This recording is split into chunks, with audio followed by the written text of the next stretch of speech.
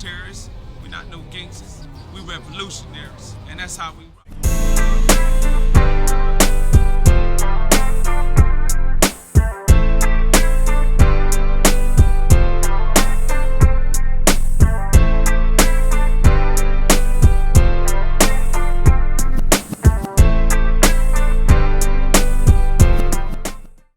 Yo, what it do, TV Land? What it do, TV Land? Hey, man, you already know, man. You already know. It's your favorite host, man, CEO Nino Cappuccino, a.k.a. BountyHunterBj, the Breezean, man. And I got a special treat for y'all today. I told y'all it was coming this week. I told y'all, man. It's been a long time coming. Been over a year. We've been planning this for about a year, man, because we want to set the record straight in a lot of areas, especially for you fleas out there in TV world, man. Y'all know how I get down, man. Y'all know how it gets down. Listen, man, I got a special treat, man.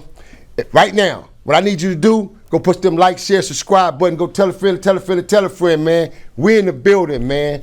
Right here, man. We in the building. Redondo Beach style, man. We right here, man. We collaborated, man. Already 2024 in collaboration with Al Prophet, man. The Al Prophet Show. It's going down, man. Yeah, it's going down, man.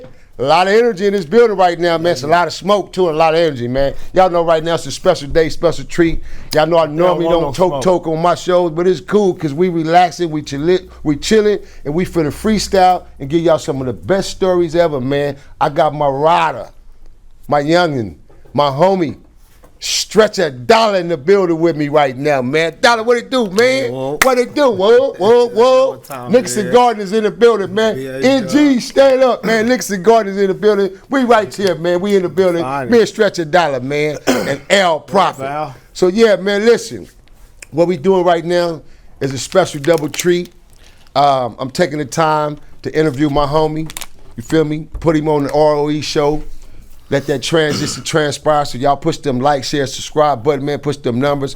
He's gonna tell y'all where y'all can reach him, where y'all can follow him. You feel me? This is a good guy, man. He's been through some things, man. So our whole momentum of being here and talking about what we're talking about today don't have nothing to do with bragging rights because we both already earned those. We earned those in the streets for real. So we don't got to come to the internet to get bragging rights. We don't need y'all to give it to us or tell us, oh, them two niggas official, they certified. We know this already, nigga. As y'all say, on hunters, we know this already, man. So we here to teach, bruh. We here to guide, to give provision, to give clarification on a lot of things, man. Hearsay, who say, the rumors, the bullshit, everything, bro. And to talk about the current affairs with Al Prophet, because Al Prophet got some current affair questions for us. So it's gonna get juicy up in this joint, man. Y'all stay prepared, man. We right here. First and foremost, man, the way I start my shows off, as always, I start my shows off with collectively giving the audience the time and a minute to find out who the guest is, because a lot of people out there in TV land don't know who Big Stretch is, but you're gonna find out today. So what I do is I go from the beginning to the end. So we're gonna start off with the fact of where were you born and where were you raised, young homie? I'm born and raised in Watts all my life since 1970. Nixon Garden, Bellhaven, Haciendas. You know what I'm saying? A little bit, you know, all through Watts, but always been from the section. Okay, and what schools did you attend to? Shit, elementary, I went to 112th and Compton Avenue. Then I went to Markham Junior High for a minute, and then wasn't no more school. Shit, it was a school of hard knock, jail time. Okay, when you say that, because I know it's a transpired period right there where you, at some point you transitioned and went to school, or you said you dropped out of school. No, I actually was like, you know, when I went to Markham, you know, gangbanging was really. Was that the middle school? Yeah, junior high. It's at an all-time high, you know, then, you know, coming from, you know, when y'all was there, we picked up the slack. You know, we had to pick up second generation, you know, from Loaf and y'all, Renzi and all, you know, and Terry Toon and them coming from Markham. So, you know, this middle school was split. So what's the elementary school did you attend to before prior going? Compton Avenue. Compton Avenue, then Markham. Okay, good. Compton Avenue, 112th, then Markham. Got you. Okay, now we are. So now, Compton Avenue, 112th. And then Markham. you transition now from a young adolescent going into your teen years because you're going into middle school now. So middle school for us was, like you said, our young gladiator school was Markham. Right. You feel me? Either Markham or some of us went to Gompers. But Gompers was primarily ran by the Crips and half Anthony Parks and Miller's Gangsters. Yeah, see, Gompers was like more of a keyway schools, more of a Crip school. Because you had the main streets, the Broadways. But Bounty Hunters went there. A lot of our homies had to go there, you know, and they was there thugging. Right. And because I remember when we was going to Markham, see, because you know Markham was split. Markham was split between us and the rest of the Watts Crips on that side. You know what I'm saying? Jordan down the Great Street, you feel me? The little fudge towns, a little nut hoods, few nut hoods, but mostly you had. Oh, pause that real quick, because I like that. I like the direction you just took on that. Yeah. Explain and express that to TV land out there, what you mean by that, because you just use a good valid word when you said Markham was split. And when you say split, do you mean the communities on hand was split? So Markham was like right in the middle of all the communities that were split in half from that school. Between the two main gangs. Got you. You know, in that section between our neighborhood and the Jordan Downs, which was the two main Watts. You know that already. So being that it was split, we had more homies going here than we did Gompers. Got you. You know what I'm saying? So we was able to hold down our part of the school.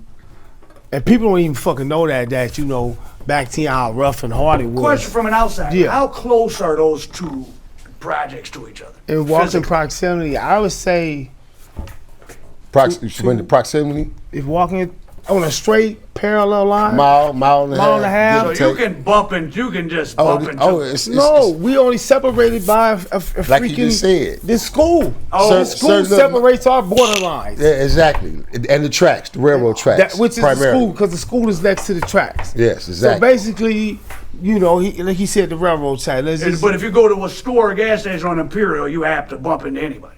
Well, no, it all depends on what part of the section you're in. It all depends, because now we're talking about you in the Imperial Court area. You talking about the PJs. The PJs. You know what I'm saying? So now you down there which in actually, a whole different area. And then you got Mona Parks. At Peace it right you know now. What I mean? The body hunters. So you can bump into all kind of people. Yes. Well, no, let me say this. If you are an Imperial, like you said, if you're an Imperial between Wilmington. Well, you can go even further, because right now Mona Boulevard. Yeah, because right now the PJs and the Nickersons are at peace. So if you go from there to there, it will say that would be them and us. That's you know what I'm saying? But you know, them and the hood. But if you go to really on some gangbanger stuff, it would be Wilmington, like the G homie said. Wilmington, you know, would start us. And people would have seen all this from this Menace Society they filmed. Yeah, but see, in our day, just bits and pieces. You get caught lacking in our day from Wilmington over. You're going to get the issue. It's different in today. Just to answer to that real quick and then get back to him. In the Menace Society movie, that movie was only depicted and shot in the JDs, and it only showed certain cinematographers spots of that era, but it wasn't. It didn't show entire Watts, because if that was the case, the whole film would have had to been shot in Watts. It just shows certain spots, like it may show one or two of our alleys, things of that nature. Our hood whacked out on that. Yeah, so it's never been done on that magnitude. Yeah, in the alley they still had to do it. But you know, I got a gang of family from Great Street. And during the Peace Street time, you know, I got a cousin that's really a nigga from there, you know, and shout out to him, Nutsack. You know what I'm saying? He really like Great Street royalty. You know what I'm saying? And it's weird because, you know, how shit is fucked up right now. You know. So moving along, getting back to you being involved into middle school in Markham. Right. Give us a couple of your experiences at school, as far as all the way down to your thugging adventures. First, what I want to know is, what's one of your memorable moments at school with a good teacher that you probably liked and they was really trying to teach you? Oh, Miss Farrell. Everybody was on Miss Farrell. Female Miss Farrell? She was white. Uh-huh. And what class was that? She taught, I think it was language or something like that. But she was, you know what I'm saying, you know, she favored us because she knew that we were outnumbered, but we held our ground, you know, type shit. You know, when you say that, we outnumbered, who are you speaking on? the Bounty Hunters. Okay, Bloods, Yeah, primarily. the Bloods. But how Well, does- the Bounty Hunters, because But you're a student. Hacianas. You're a student, though. How does she mix that with being a student? Well, because she engaged with us more. Okay. You know what I'm saying? She really She's like, familiar with both sides, basically. Because a lot of teachers was. She did her teaching for everybody, Right. but she favored us more, being like she knew that we were outnumbered, but we was holding our ground, and she knew that every day that we got out of class that we had to fight to get, you know, going back home. We had to fight. It appears. You know, once the class door release you, it's up. And so there would be times where I say she favored us, whereas say a few homies coming out of class and we getting rushed, she's gonna jump in the middle and be like, stop. You feel me? And then the other teachers wouldn't even engage or help. So she would that made that a memorable moment for you, a good moment for her. There was more than one, because look, what I mean, she was so engaged with our side that she would walk with students all out the gate, you know, Right. like with us with our books and Hold on. That's another good point you just hit. Yeah. When you say the gate, describe the TV land, because there's 2 to 3 different gates. Right. And only certain sides can exit to those gates. Right. So break you know, that down. we all go home when they release, you know, and it's kind of like this. When it release, everybody goes their section way. Yeah, you got your Compton There- Avenue. There would be days that, you know, there was no issues, right? And so the Crips, the Great Street side, when they released, they gone home, and then we gone home. We walked home in packs. They walked home in But packs. I want you to explain. Yeah, I'm finna explain. So now when you release, and that's why I'm bringing up the packs. Okay, got you. We would corral together before we take off. Right. To make sure everybody was good, because it didn't matter if you gangbang or not. If you live on that side and they You's coming, associate. your ass is getting fucked up, period. Oh, and that's the same way with us. So once we release, we corral, there's a gate that we would always exit on side on Compton Avenue side. And then the Watts Crips and the Great Street would exit on the back side by the tracks, and they would go home that way. So we would exit on the Compton Avenue side by the Hacianas, and most of the homies from the Hacies would venture off into the Hacies, and then we would walk straight up Compton Avenue, you know, maybe 30, 40 of us, you know, Exactly. you know, 50 of us, and we're walking, and everybody would go to the projects and go home, you feel me? And that's how we did it, Man. you know? Okay, so now you got involved in your younger years. You went to your first gladiator school, which was Markham Junior High. Right. For a lot of us who grew up in that side. Oh, of so Washington. wait, not to cut you off, big dog. Go So I was speaking about Miss Farrell, the memorable Go moment. ahead. Another memorable moment. So when we would walk home,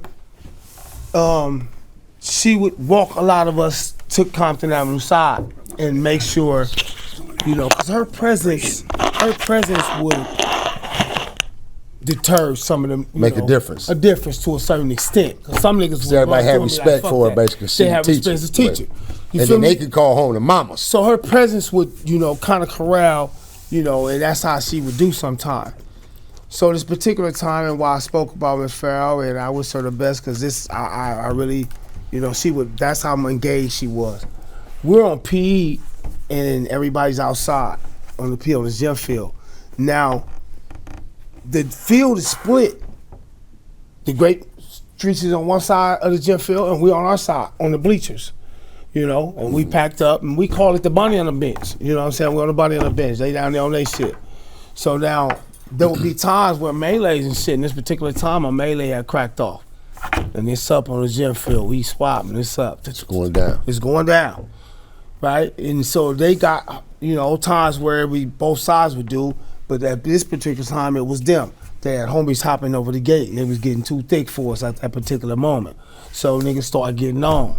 Some homies was like, and it was one of them like, nigga, why you niggas, you know what I'm saying, getting on? But they had homies coming. So niggas started getting on. So now everybody's hitting gate. And the homie Vamp got stuck on the gate. And as you was hitting the gate, now I'm already over now. If I see everybody getting all right, but we out of here, man. Oh, man. So we hop over the gate.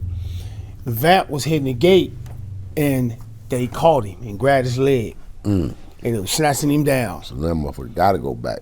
And if they get him down, he's done. They're gonna whoop him out. You know what I'm saying? And you know, and they had my nigga on the gate, and Miss Farrell ran over there, and she starts socking their arms and screaming, "Let him go!" Wow. And she was able for Vamp to get his leg loose and hop over the gate. And then we was like, you know how I go, bitch, this nigga don't want to squab head up type shit. And she got involved with that movie. And that's why no. And this is why I had so much regard and respect for her. I had to bring the story up that particular moment. Man. I never forgot Miss Farrell she saved the homie Vamp because they was pulling him. And she was like, "Let him go." And she was hitting their motherfucking arms and shit, right? And we like, I'm telling them, hop back over the gate. So we didn't start hopping back over the gate. Fuck it, nigga, we going out. And then more homies came, and then they started running, and this type of shit how like it was back then. You know what I'm saying? Yeah.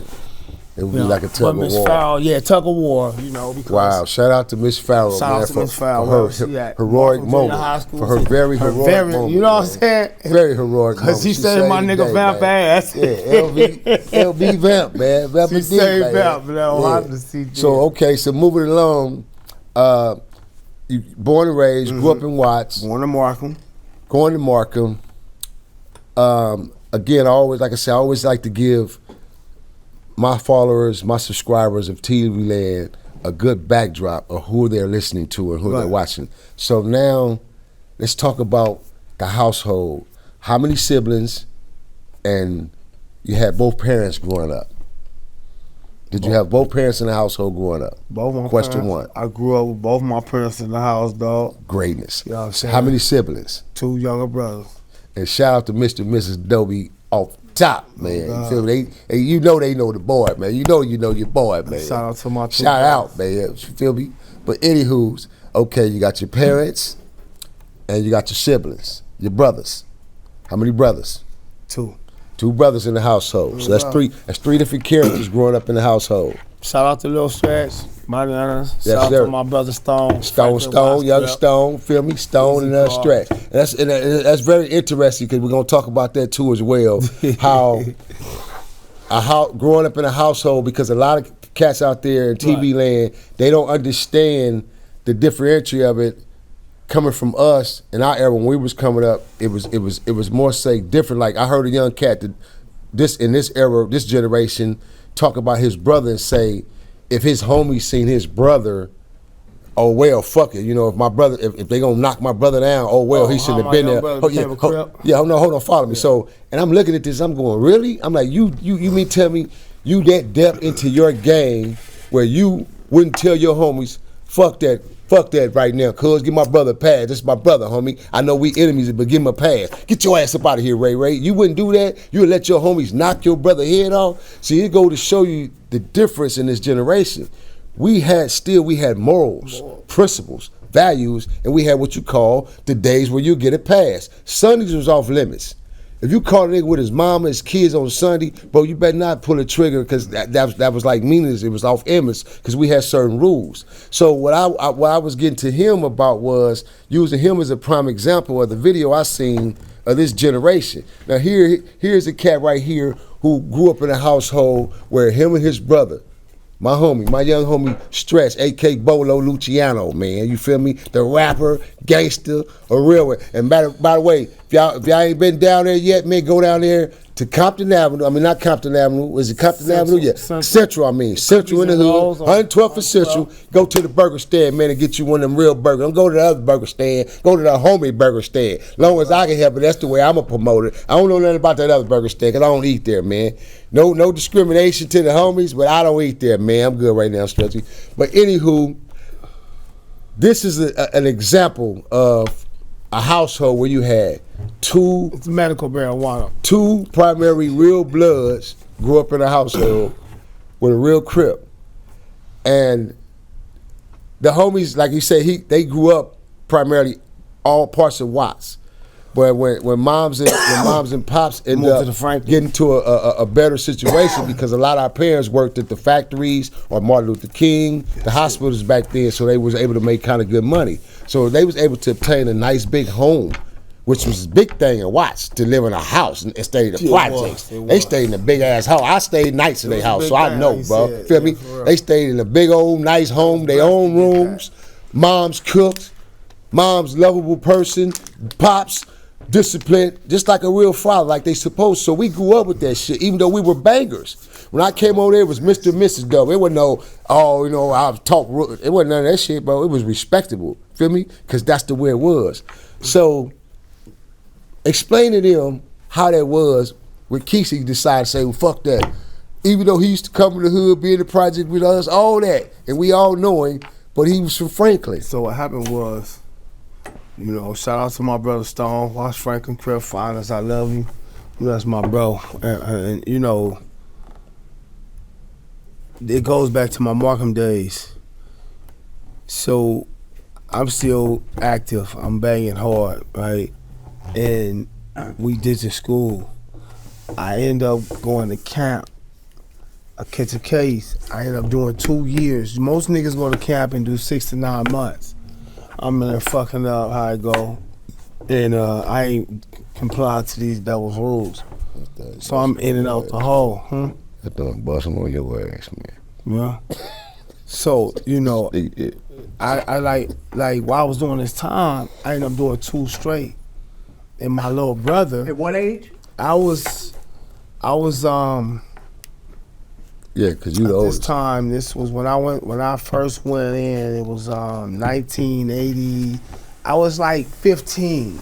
So it's 1980. It's about 85, 86. No, 84, 85. Let me ask an outside question. I won't ask too many. I just try to ask. Yeah, you're straight. I need you to talk to me. So you guys are at the age of, like, you saw, like, the gang stuff was serious and bad in the 70s up to 80, and there was serious stuff going on in projects. But then at some point in the mid 80s, shit got real went active. to another level. Another whole level. So this right, you guys are right the age That's where why we call it the bloody 80s. Yeah, so because it was bloody. So when you were young, it was bad, but it was some type of rules. But then it's some in your teens or something is when it went to the next extreme. Yeah, the 80s when the real niggas was So that would have been about that age when you got locked up. Was when it was getting turning up even more. It was around. I'm gonna tell you when I came in. They had already turned up under them. I mean, it was turned up, but I mean, it went even more. I'm finna tell you, I'm at the point right there where it really turned up at. Right up under them. It was already turned with them. It really, this is where they ignited with them. I come behind BJ and then Loaf and them, right? 1982, I went to juvenile hall. I was 12 years old, all right? I was 12 or 13 years old. I went to the halls. I called a case. Then in 84, they sent me to camp. I went to camp and did 2 years straight. And during this time in the halls, I had hit all the juvenile halls. It's up. I'm going to the hall, fight. Central, Los Padrinos, Sealmore. I hit all them bitches, and I was in all, and I was in the hole in each and every one of these motherfuckers out. So now listen. We outnumbered. In the Bounty Hunters, we always set an example when we set the lead in the system when we was gang banging. You know what I'm saying? And so by we having a lot of homies, we kind of thick. So we had numbers in the system, even though the Bloods were still outnumbered. You would run into more Bounty Hunters than you would in any other neighborhood, and maybe the PDLs start coming in a little bit. But we was one of the ones that led the way, you feel me? And so I came up under them, and I was a young leader up under them, you feel me? And I watched their leadership ways, and it broke off with me. So I knew that this was like how it's gonna go. So all them juvenile halls I'm hitting, I'm in the hole. Get out, they send me to camp. Do 2 years straight. I was 16 when I got out. The reason I'm telling you all is because this is how my brother Keyshawn Stone became a keyway. I was away. Right. My mother then moved into the Franklins, which is still in Watts, but it's in the Watts Crip, man. The Franklins wasn't even Crips at this time. Right. Okay? These are brand new homes they built. And so all them youngsters that grew up in there, they looked up to me. It could have been the STRECH gang, them, and not disrespecting them, you know, but now, whatever I had chose at that time. Just take a go back a split second for me, because I want to implicate STRECH. Now, Now we got Stretch. It's 2 stretches, you guys, for the record. TV Land. We got Big Stretch, Little Stretch. That's the little brother, A.K. Bolo, the rapper. Now, was Stretch? Was he in camp at this time, or was no? What was my brother had never been on time. Okay, so he went in jail. Neither one of them had been in jail. Okay. They was still young. Still young. So Stretch was like 11. So when I'm 16, he just 12, now 13. Like 13. Right, got you.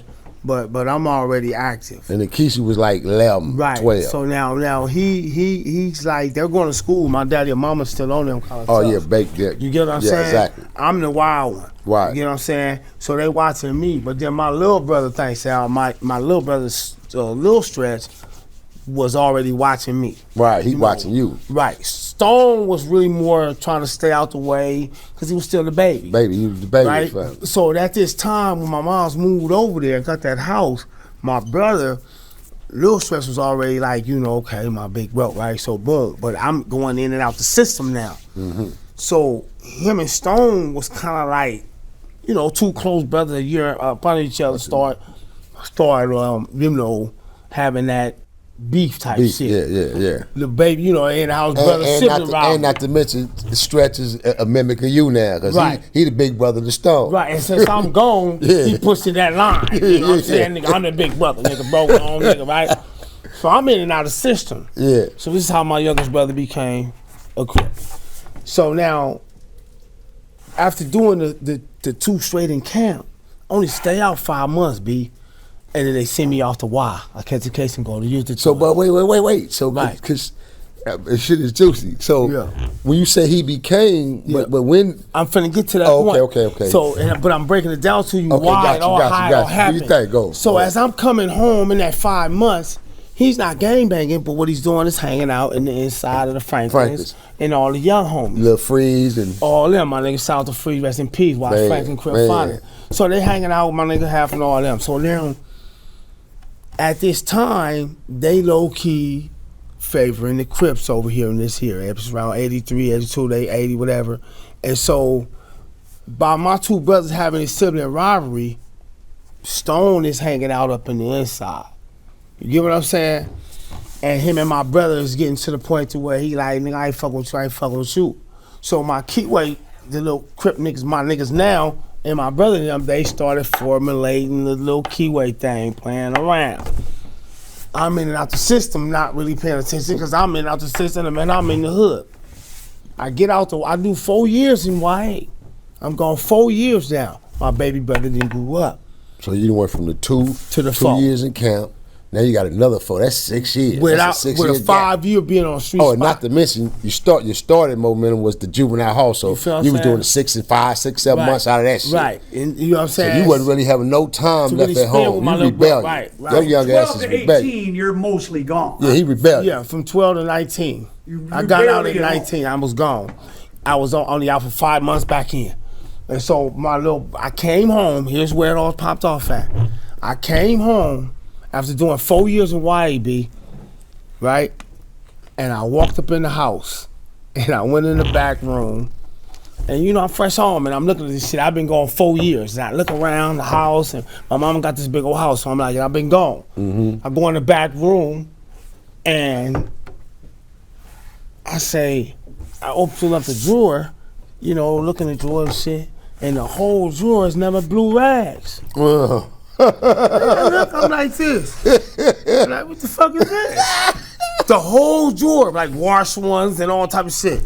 And I'm fucking flabbergasted because I don't know what the fucking thing. I'm not even tripping about no gangs. I'm thinking about gang shit, but I'm not. But you just wondered why is it so big? Why is a whole fucking drawer full of blue rags? And I'm like, what the fuck is this shit? So I turn around, bro, and I look back, and my brother comes in there, a little stressed, and he say, I said, what's up, nigga? I said, what's up with all these blue rags in the drawer? He said, nigga, I've been trying to tell you, nigga, Stone, trying to be a motherfucking Crip, nigga. You ain't listening to me, just my brother. We been out there going at it and shit, but we him. I said, what the fuck? I didn't take the shit serious. I'm saying, right. You feel me? Because he did mention it to me, but I didn't. I'm in out the streets. I'm out of this on me.